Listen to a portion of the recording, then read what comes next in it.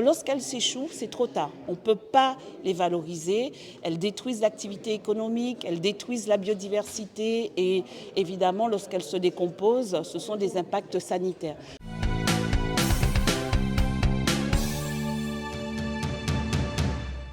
Alors, le but de cette conférence de presse, c'était pour faire un point d'étape à la population qui vit actuellement une situation angoissante avec cette année 2025 qui devient une nouvelle année de référence puisque jamais les échouements et le nombre de sites impactés n'avaient été aussi importants.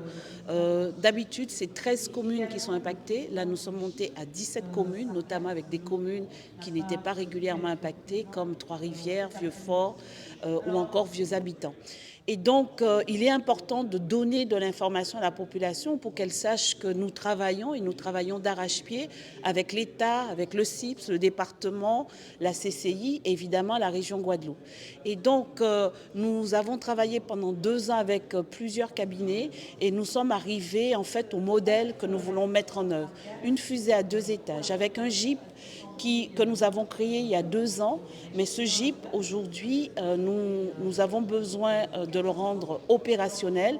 Et d'ailleurs, je lance un appel parce que nous allons, dès le mois de septembre, lancer une fiche à recrutement pour un directeur, un chargé de mission de l'animation du GIP. Aujourd'hui, il y a un phénomène, les sargasses, qui demande d'avoir d'autres moyens. Donc, on a réfléchi pour dire comment transformer ce syndicat en syndicat mix ouvert, permettant d'avoir les communes et d'aller, pas simplement avec 25 communes, mais 30 communes, de voir comment la région, le département et en particulier les acteurs économiques puissent prendre part, être contributeurs au niveau de la SMO.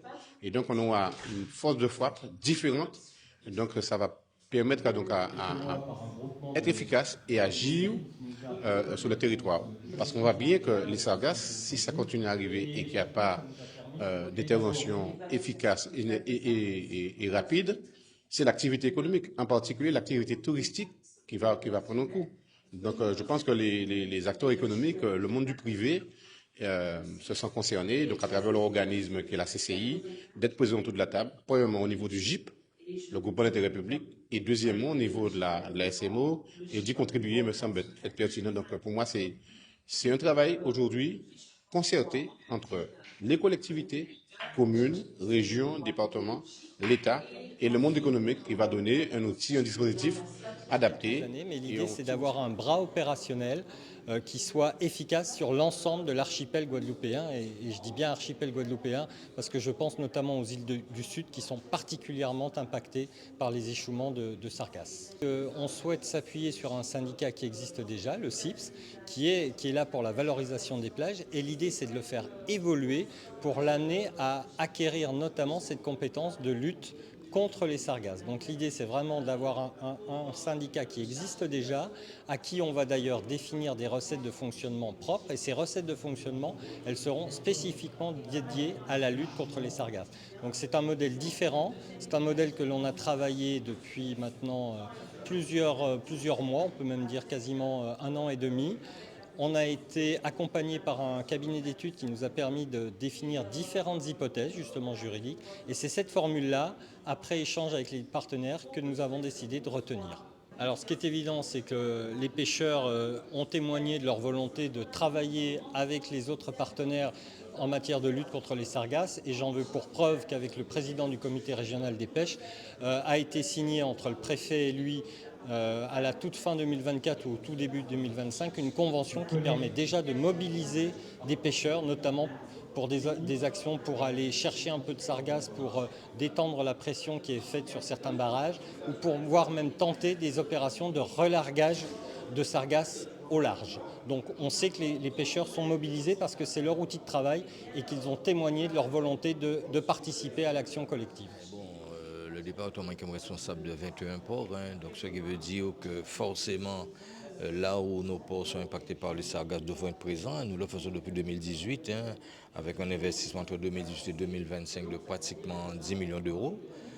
Maintenant, si dans un esprit partagé, dans un esprit collectif, nous sommes d'accord avec l'État, qui est le premier responsable de tout ce qui est évasion de sargasses, toute évasion extérieure, À travers le GIP, l'État marque sa présence. Maintenant, mettre en place un SMO qui permettrait une meilleure efficacité, une meilleure prise en compte de la problématique et ne pas simplement être dans la régulation, on ne peut qu'être partant pour un tel projet. Et c'est très important, nous voulons de la collecte où les algues sargasses ne s'échouent pas. Parce que lorsqu'elles s'échouent, c'est trop tard. On ne peut pas les valoriser. Elles détruisent l'activité économique, elles détruisent la biodiversité et évidemment, lorsqu'elles se décomposent, ce sont des impacts sanitaires. Donc l'objectif pour nous, c'est de monter en puissance sous ce SMO, d'aller faire de la collecte en proche côtier et ensuite que ces algues soient valorisables en créant une chaîne de valorisation, c'est-à-dire récupérer la sargasse fraîche, la laver, la sécher, la déshydrater, la mettre sous balle et n'importe quelle entreprise qui voudra utiliser ces sargasses pour de la valorisation viendra tout simplement l'acheter au niveau du SMO.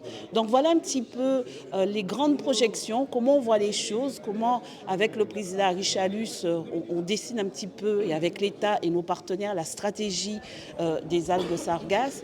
Et puis surtout, ce que je voulais dire, c'est qu'avec ce SMO, c'est aussi de la diversification d'activités pour nos marins-pêcheurs, puisque nous allons déployer davantage de barrages déviants. Et ces barrages, il faut les nettoyer régulièrement. Qui est plus indiqué que nos marins-pêcheurs qui connaissent la courantologie pour venir faire le travail? Qui est plus indiqué que nos marins-pêcheurs pour pouvoir mener des engins amphibies de collecte et puis aussi préserver notre activité, notre économie touristique, parce que quand vous tapez Guadeloupe sur les sites de recherche, vous voyez tout de suite le mot sargasse qui arrive. Donc il y a aussi une image de notre Guadeloupe et il faut qu'on puisse inverser cela pour que l'économie touristique ne puisse pas faiblir.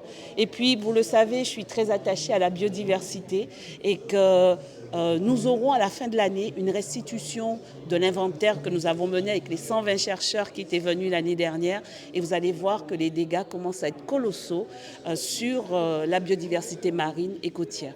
Donc voilà, c'est un petit peu mettre le pied sur l'accélérateur pour qu'on aille sur un service public d'envergure et ça c'était vraiment le souhait du président Richalus.